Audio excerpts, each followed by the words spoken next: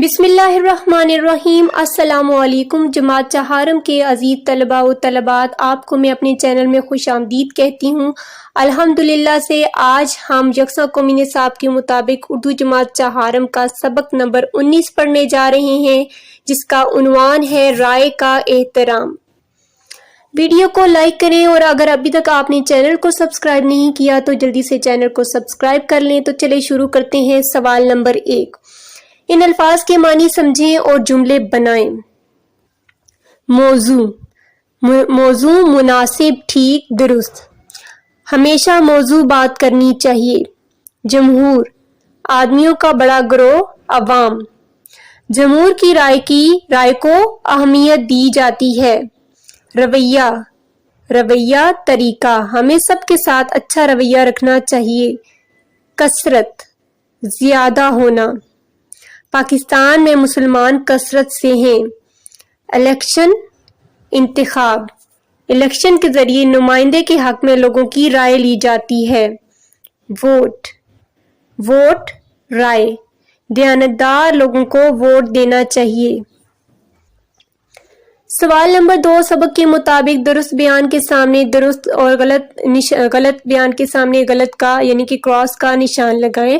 الف، اسکول میں class monitor کا الیکشن تھا۔ درست، عدنان نے کہا میں راشد کو ووٹ نہیں دوں گا۔ غلط، کثرت رائے سے جو فیصلہ ہوا اسے قبول کرنا ضروری نہیں۔ غلط، ہمارے ملک کا پورا نام اسلامی جمہوریہ پاکستان ہے۔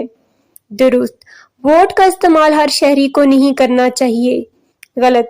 سوال نمبر 3، دیے ہوئے سوالوں کے جواب لکھیں۔ مشورے سے کیا مراد ہے؟ جواب، مشورے سے مراد کسی معاملے میں دوسرے کی رائے لینا ہے۔ سوال ب، جمہوری رویے سے کیا مراد ہے؟ جواب ہے، کثرت رائے سے جو فیصلہ ہو اسے خوش دلی سے قبول کرنا جمہوری رویہ کہلاتا ہے۔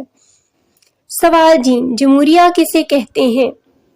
جواب ہے، جمہوریہ اس ملک کو کہتے ہیں جہاں عوام کی اکثریت کے مشورے سے حکومت بنائی جاتی ہے۔ سوال د، ایک نمائندے یا لیڈر میں کیا خوبیاں ہونی چاہیے؟ جواب ہے، ایک نمائندے یا لیڈر میں درج ذیل خوبیاں ہونی چاہیے۔ جس کام کے لیے اسے منتخب کیا جا رہا ہے وہ نمائندہ یا لیڈر اس کا اہل ہو، دیانتدار ہو اور دوسروں سے ہمدردی رکھنے والا انسان ہو۔ اب ہے سوال نمبر 4، مل کر بات کریں۔ اگر آپ کے دو ہم جماعت کسی بات پر آپس میں ناراض ہو جائیں تو آپ ان کی صلح کیسے کروائیں گے؟ جی، سب سے پہلے تو جب ان کا غصہ ٹھنڈا ہو جائے گا تو تب ہم ان کی صلح کروانے کا کام شروع کریں گے۔ دونوں کو پیار سے سمجھائیں گے کہ لڑائی جھگڑا کرنا بری بات ہے، لڑائی جھگڑا کرنے سے ہمیشہ نقصان ہوتا ہے، مل کر کھیلنے میں مزہ آتا ہے۔ دونوں کا ہاتھ ملوائیں گے اور دونوں کو گلے لگوائیں گے۔ جی، اب ہے لفظوں کا کھیل۔ سوال نمبر 5، دی ہوئے الفاظ پر نقطے لگا کر دوبارہ لکھیں اور درست تلفظ سے پڑھیں۔ پہلا لفظ ہے تعارف۔ تعارف میں تے کے 2 نقطے شروع میں نہیں ہیں، 2 نقطے لگانے سے یہ تعارف پڑھا جائے گا۔ دوسرا لفظ ہے توازن۔ تے کے 2 نقطے پہلے ڈالیں گے، ٹھیک ہے، پھر زے کے اوپر ایک نقطہ ڈالیں گے، پھر نون کے اندر ایک نقطہ ڈالیں گے، یہ توازن بن جائے گا۔ میدان، صرف نون کے اندر ایک نقطہ غائب ہے، نون کے اندر نقطہ لگانے سے میدان پڑھا جائے گا، پھر صحیح۔ خاموشی، خاموشی، شین کے 3 نقطے آخر میں دیکھیں، شین چھوٹی ہے، شی ڈالیں گے تو یہ خاموشی بن جائے گا۔ اختلاف، خے کے اوپر ایک نقطہ، تے کے 2 نقطے لگانے سے یہ اختلاف بن جائے گا۔ سوال نمبر 6، مثال کے مطابق لفظ کے آخری حرف سے نئے الفاظ بناتے ہوئے لفظوں کی زنجیر بنائیں۔ جی، انگور سے جیسے رات، رات کا آخری لفظ حرف ہے تے سے تارا، تارا کا آخری حرف ہے الف، الف سے انار۔ اب اسی طرح دوسرا حرف ہے دریا کا آخری حرف ہے الف، الف سے اونٹ، اونٹ کا آخری حرف ہے ٹے سے ٹماٹر، ٹماٹر کا آخری حرف ہے رے سے رسی۔ پھر ہے فرد کا آخری حرف ہے دال سے بنا داند کا آخری حرف ہے تے سے بنا تختی، اور تختی کا آخری حرف ہے چھوٹی یہ یعنی کہ یہ سے بنا یاد۔ اب باری آتی ہے قواعد کی۔ تصویروں کی مدد سے محاورے مکمل کریں، نیز ان محاوروں کے جملے بنائیں۔ جی، بگولا ہونا۔ बगोला होना से पहले देखें आग की तस्वीर है, तो ये जुमला है आग बगोला होना। असलम गुस्से से आग बगोला हो गया। फिर नाक की तस्वीर है और मैं दम करना, तो ये जुमला मुहावरा है नाक में दम करना, और इसका जुमला है बच्चों ने शोर मचाकर मोहल्ले वालों के नाक में दम कर दिया है। फिर हमारे पास है घी में होना, हाथ की उंगलियां, ठीक है, तो ये मुहावरा बनेगा पांचों उंगलियां घी में होना। अहमद की तो आज कल पांचों उंगलियां घी में है। फिर है तारों की तस्वीर है और आगे लिखा हुआ है गिनना, तो ये मुहावरा होगा तारे गिनना। मैं रात को तारे गिनता रहा, नींद ही नहीं आई। फिर है फेरना, आंखें बनी हुई हैं उससे पहले, और फेरना यानी कि आंखें फेरने का मुहावरा है ये। असगर ने अमीर होते ही सबसे आंखें फेर ली। सवाल नंबर 8, दी हुई तरीके से अल्फाज बनाएं। 18 से 18वीं, 19 से 19वीं, 20 से 20वीं, 21 से 21वीं, 22 से 22वीं, 23 से 23वीं, 24 से 24वीं, 25 से 25वीं। सवाल नंबर 9, बा और ला साबके हैं, इनसे 3-3 अल्फाज बनाए, जैसे बा अदब, लाजवाब।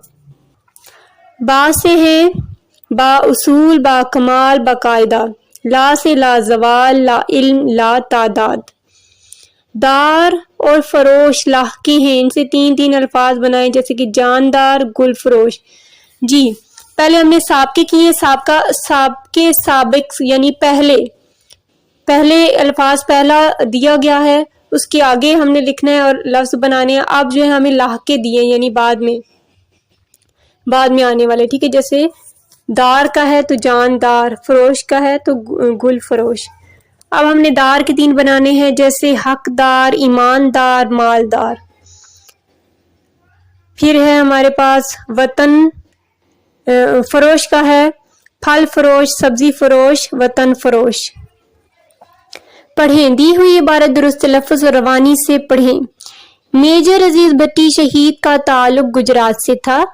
अजीज भट्टी ने 1948 में पाक फौज में कमीशन हासिल किया और फौजी तरबियत के लिए काकोल एकेडमी चले गए। उन्होंने 1950 में आला एजाजात के साथ तरबियत मुकम्मल की। 6 सितंबर 1965 को जब भारत ने पाकिस्तान पर हमला किया तो उस वक्त मेजर अजीज भट्टी लाहौर के करीब बरकी के इलाके में एक कंपनी की कमान कर रहे थे। 6 से 12 सितंबर तक मेजर अजीज भट्टी की कंपनी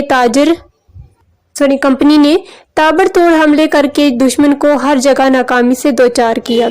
12 सितंबर की सुबह 9 बजे वो दुश्मन की फौज पर गोलाबारी करवा रहे थे। साथियों ने खतरे का एहसास दिलाया, मगर वतन की हिफाजत के मुकाबले में वो जान की परवाह नहीं करते थे। इसी दौरान में दुश्मन का तोप का एक गोला मेजर अजीज भट्टी के दाएं कंधे पर लगा, जिससे वो मौके पर शहीद हो गए। उनकी बेमिसाल जुर्रत और बहादुरी के सिले में हुकूमत पाकिस्तान ने मुल्क के सबसे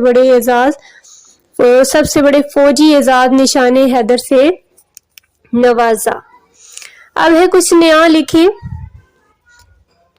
अगर आप मुल्क के वजीर आजम बन जाए तो आप क्या करेंगे? चंद जुमलों में लिख कर बताएं।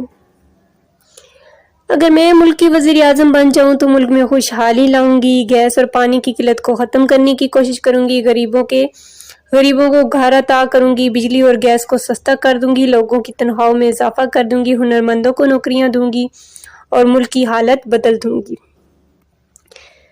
आओ करें काम। हर तस्वीर के नीचे पाकिस्तान के साथ इसका ताल्लुक लिखें। जैसे कि ये पहली तस्वीर देखें, ये कौमी तराने के शायर हैं हफीज जलंधरी। फिर है हमारा कौमी झंडा, इधर आप लिखेंगे कौमी झंडा। अल्लामा इकबाल कौन है, इनका पाकिस्तान के साथ ताल्लुक क्या है? ये कौमी शायर हैं। फिर हॉकी का ताल्लुक क्या है? ये कौमी खेल है हमारा। चंबेली कौमी फूल है, इसमें आप लिखेंगे कौमी फूल। फिर मालखोर क्या है? कौमी जानवर है। और फिर लास्ट में ये हमारा कौमी परिंदा है। तो ये थी हमारी इस सबक की लास्ट एक्टिविटी। अल्हम्दुलिल्लाह हमने आज का सबक मुकम्मल कर लिया। उम्मीद करती हूँ कि आपको समझ आ गई होगी। वीडियो को लाइक करें और यकसा कौमी निसाब के मुताबिक तमाम मज़ामीन के वीडियो लेक्चर्स देखने के लिए चैनल को सब्सक्राइब करें। शुक्रिया।